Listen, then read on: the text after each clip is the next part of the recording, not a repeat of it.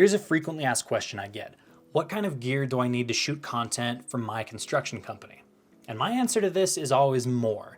But in addition to being a dirt nerd, I am also a tech nerd. Buying and using more camera gear brings me a lot of joy, but it rarely improves my clients' content to the same degree. The fact is, most people can get away with spending $1,000 or less to get decently professional quality content for their social feeds.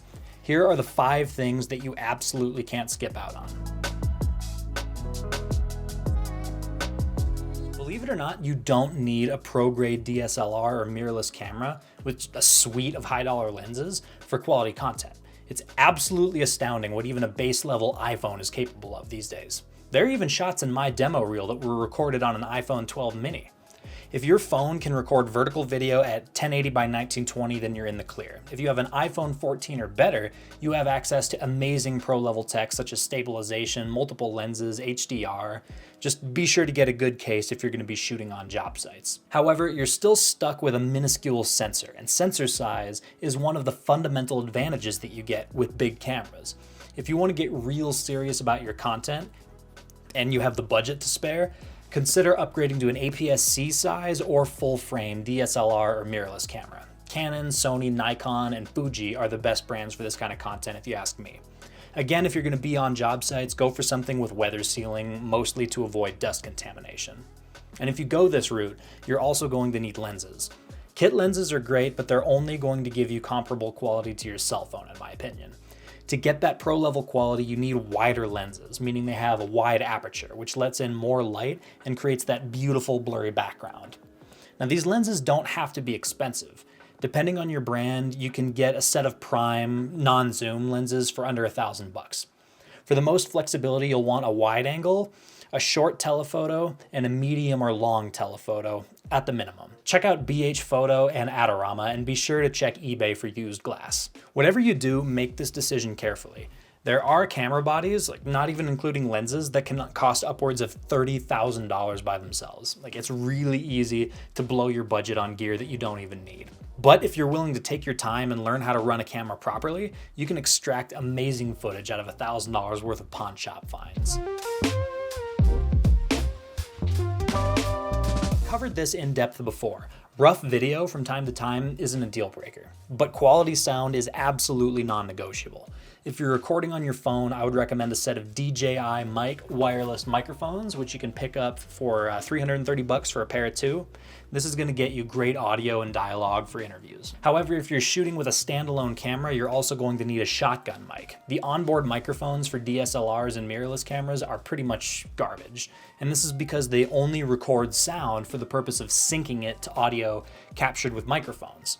You'll need a shotgun mic for capturing ambient sounds, like for B-roll footage. Dialogue should still be captured with a lavalier mic like the DJI, something designed for capturing audio from people. Both of these are capable of recording directly to your camera. However, with the DJI mic, you also have the capability of saving the audio directly to the mic itself, and then copying that over to your computer.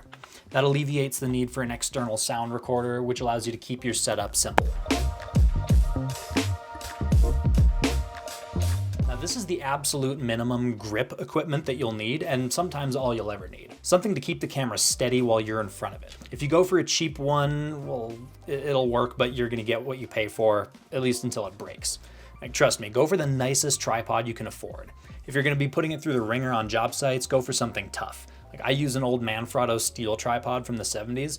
Like, definitely not the lightest, but it's practically indestructible, which I value a lot. Also, if you're going to be doing a lot of moving video, like panning, tilting, and rolling, spring for a decent video head.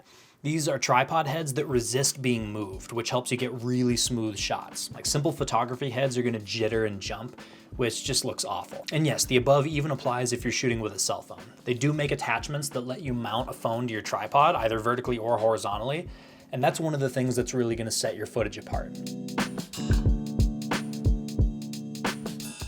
If you're going to be reading from scripts for your socials, which is a much more common practice than you might think, you're also going to need a teleprompter. Now, this is a piece of glass that's angled, and it reflects the light from your screen, usually beneath it with a cell phone or a tablet, but it doesn't show up on the camera. You'll be able to read it right there, but the camera's not going to pick up a thing. I'm using one right now.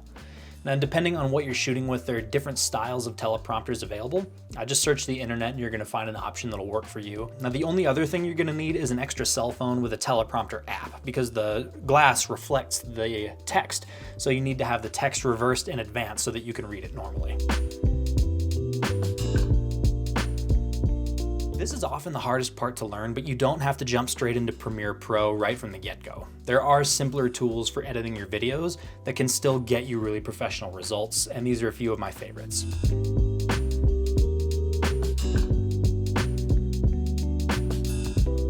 Canva enables you to create short videos for TikTok, Instagram Reels and Stories, or pretty much any other purpose. It comes loaded with a library of templates, and you even have access to stock music, photos, and videos. There is a free option, but you're probably going to want to go for the pro version. It's remarkably simple to use, and it allows you to produce very professional content with ease. I use this for about 25% of my client content. I originally tried Descript just for the video captioning functionality, but there are a lot of other useful tools with it as well. You can use it to create voiceovers for your written content. You can use it to transpose spoken content like voice recordings or videos into text. And then you can also use it as a basic video editor. I use this for probably about 40% of my client content. This is an NLE, or nonlinear editor, like Adobe Premiere Pro. It allows you to create videos without affecting the original video files that it refers to. I have a lot of words to say about this one. Filmora is buggy and annoying sometimes, but it's a much simpler alternative to Premiere Pro. Plus, you can buy it on a subscription model, or you can just pay once for a lifetime copy, which is great. It also has a vast library of transitions, effects, titles, graphics, and other visual assets that Premiere Pro just can't hold a candle to. And for $20 a month, you get access to even more, including stock videos. The pros vastly outweigh the cons. I use this for about another 25% of my client content. And then the last 10% is miscellaneous tools, including the Adobe apps. Gimbals are a lot of fun. These are handheld devices that stabilize your camera or your phone on all three axes, which gets you super smooth shots like the ones you see in the movies. If you're shooting with a cell phone, you can get a DJI Osmo 6 for $150 these days. It's definitely not a necessity, but for $150, the difference it makes is absolutely worth it. Even with my big mirrorless cameras, I still use mine. Now, if you're shooting with a standalone camera, there are gimbals available for this purpose as well, but you gotta be prepared to spend a lot more money to buy one and a lot more time figuring out how to use it properly. Lastly, and most importantly, remember that each piece of gear that you buy is an investment in yourself. However, you also need to remember that beyond a certain point, your returns on those investments are going to start to diminish. 80% of your quality will come from 20% of your gear, maybe even 90-10. So take care of that first 10 to 20%, but then put most of your efforts into telling compelling stories, creating cool content, and engaging with your audience, because the returns on those investments never diminish.